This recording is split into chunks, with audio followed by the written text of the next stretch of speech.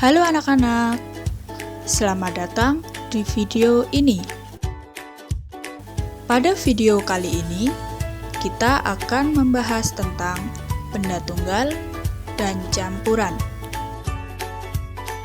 Sebelum lanjut menyimak video, kamu harus menyiapkan alat tulis, menyiapkan catatan, fokus menyimak video ini, dan mencatat informasi pentingnya.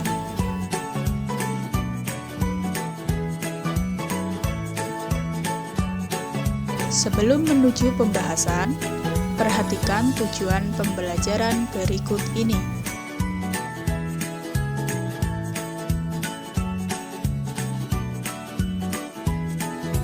Di video kali ini, kita akan membahas tentang definisi materi, zat tunggal, zat campuran, dan yang terakhir perbedaan zat tunggal dan campuran.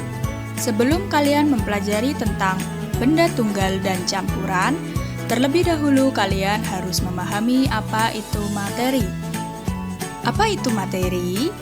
Materi adalah segala sesuatu yang menempati ruang dan mempunyai massa. Jika kalian melihat suatu benda yang mempunyai massa serta menempati ruang, maka yang kalian lihat itu termasuk ke dalam materi. Materi dapat berwujud cair, dapat berwujud padat, dan juga dapat berwujud gas. Maka dari itu, segala sesuatu yang ada di sekitar kita adalah materi anak-anak.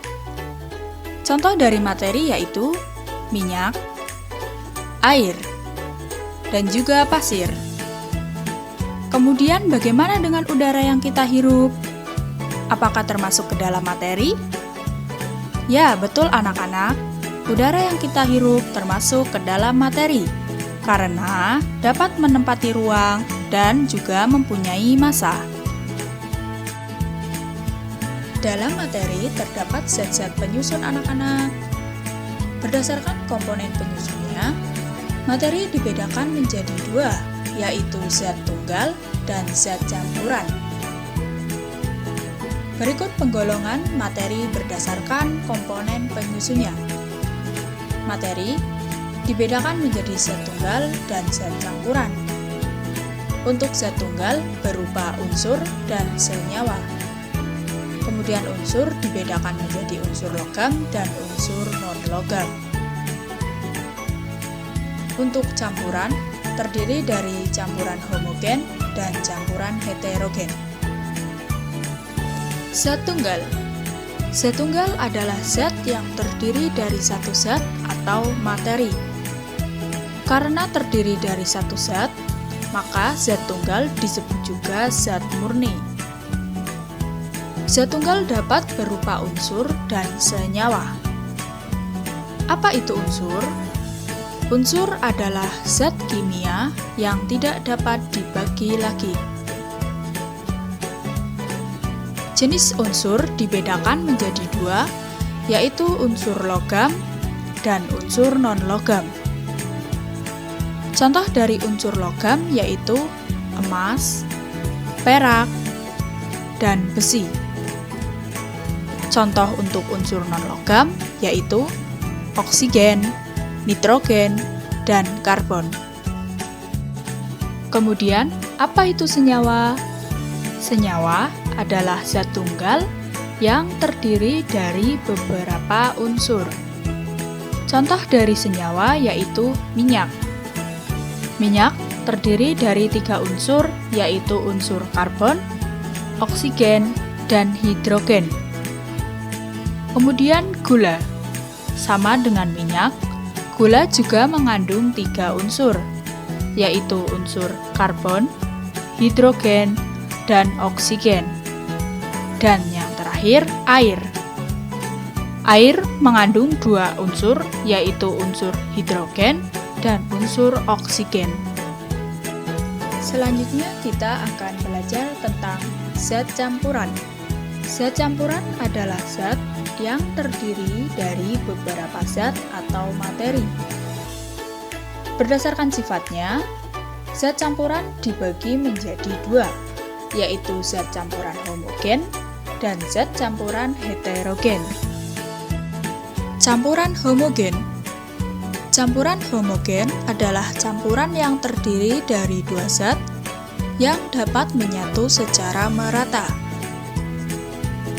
Jika kalian melihat suatu campuran, dalam campuran tersebut kalian tidak dapat membedakan ada zat apa saja di dalamnya, maka campuran tersebut merupakan campuran homogen. Untuk lebih jelasnya, mari kita simak percobaan larutan homogen berikut ini. Setengah gelas air, kemudian gula 1 sendok, campurkan gula ke dalam air, aduk sampai dengan larut. Kemudian apa yang akan terjadi? Larutan ini menyatu dengan sempurna. Perbandingan antara air sebelum dicampur dengan gula. Gula yang masih berbentuk butiran. Ketika gula dilarutkan ke dalam air, gula sudah tidak dapat lagi dibedakan atau dilihat. Maka inilah yang disebut dengan campuran homogen atau tercampur secara sempurna. Berdasarkan video campuran homogen, diperoleh ciri-ciri campuran homogen sebagai berikut.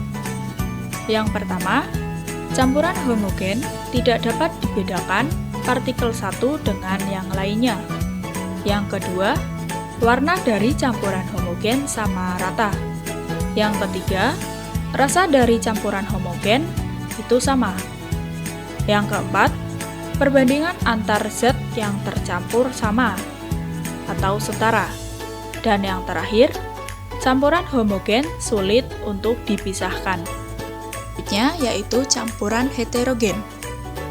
Campuran heterogen adalah campuran yang terdiri dari dua zat yang tidak dapat menyatu secara sempurna.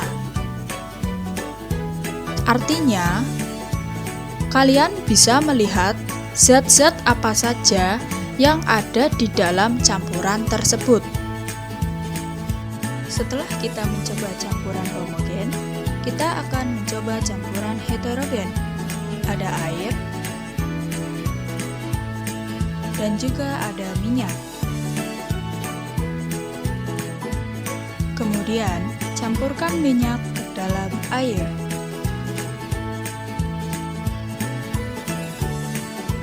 Yang terjadi, air dengan minyak tidak dapat menyatu. Kita coba aduk. Apakah setelah diaduk, air dan minyak akan menyatu? Ternyata tidak menyatu. Inilah yang disebut dengan campuran heterogen. Campuran heterogen adalah campuran yang tidak dapat menyatu dengan sempurna. Melalui video campuran heterogen, diperoleh ciri-ciri campuran heterogen sebagai berikut. Yang pertama, komponen partikel penyusunnya dapat dibedakan. Yang kedua, kedua partikel tidak memiliki warna yang sama. Yang ketiga, campuran heterogen memiliki rasa yang cenderung tidak sama. Yang keempat, perbandingan zat yang tercampur tidak sama. Dan yang terakhir, campuran heterogen bisa dipisahkan dengan mudah. Sekarang perhatikan komponen penyusun yang ada pada tabel. Komponen penyusun yang pertama yaitu air dan gula. Ketika air dan gula dicampur, apakah akan tercampur sempurna atau tidak tercampur sempurna?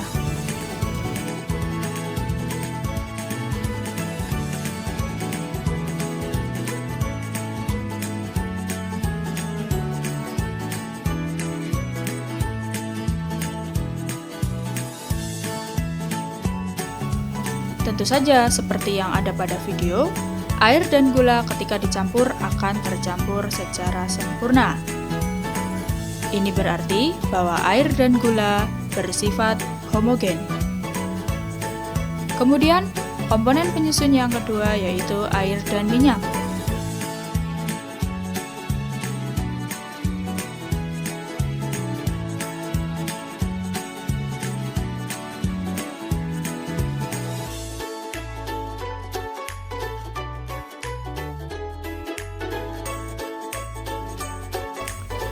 Seperti pada video, air dan minyak tidak tercampur secara sempurna. Seperti juga dengan komponen penyusun minyak dan gula.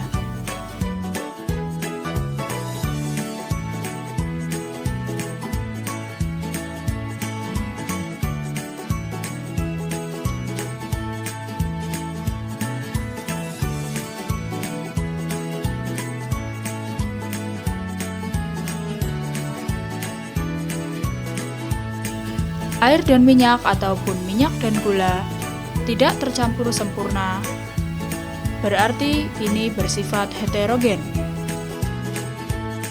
Setelah kita membahas tentang zat tunggal dan zat campuran, selanjutnya kita akan membahas tentang perbedaan zat tunggal dan zat campuran. Pembeda yang pertama yaitu penguraiannya. Penguraian dalam zat tunggal ada dua. Untuk unsur itu tidak dapat diuraikan, dan untuk senyawa itu dapat diuraikan. Sedangkan dalam zat campuran itu bisa diuraikan. Pembeda yang kedua yaitu sifatnya. Sifat dari zat tunggal itu murni, sedangkan sifat dari zat campuran itu bersifat campuran. Kemudian pembeda yang terakhir yaitu komponen atau penyusunnya. Komponen atau penyusun dari zat tunggal terdiri dari satu zat saja, sedangkan komponen atau penyusun dari zat campuran terdiri dari beberapa zat. Kita telah selesai membahas materi tentang benda tunggal dan campuran. Pembahasan yang telah kita selesaikan yaitu definisi materi, zat tunggal, zat campuran, dan perbedaan zat tunggal dan campuran. Melalui video ini, kalian dapat membedakan mana zat tunggal dan mana zat campuran di lingkungan sekitar kalian. Berikut adalah data diri kreator. Dan informasi lain mengenai video ini bisa kalian cek di deskripsi box di bawah ini. Terima kasih telah menyaksikan video ini, dan sampai jumpa di video berikutnya.